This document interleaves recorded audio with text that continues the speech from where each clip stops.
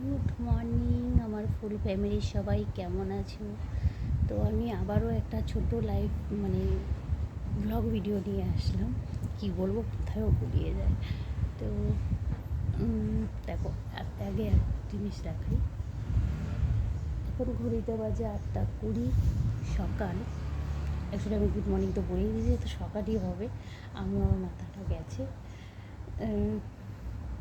এখনও আমি বিছনা ছাড়তে পারিনি, আর সারাদিনও আমি বিছনা ছাড়ি না, এইটার ওপরেই শুয়ে রয়েছি। এখন কিছু করার নেই, যেহেতু আমার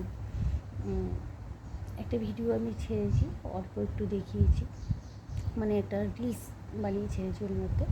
কারণ আমার পায়ে আজ হয়ে গেল 10-12 দিন হবে, বেশি ছাড়া কম না। এই তো তোমার মার্চের 26 তারিখে আমার একটা পায়ে চোট লাগে, সেই থেকে লিগারমেন্টের চোট ধরা পড়েছে। তো পায়ে প্লাস্টার করা, এই জন্য আমি এখন সারাদিন বিছানায়। কারণ আমি অ্যাকচুয়ালি আমি সবসময় 5টার সময়তেই ঘুমের থেকে উঠি, কিন্তু এখন কিন্তু কিছু করার নেই। তো সেটাই ভাবি, মানুষ যতই কাজ থাকুক না কেন, কাজকে ভয় না পাওয়াটাই ভালো। কাজ করে যাও, অন্তত বিছনায় বসো না। মানে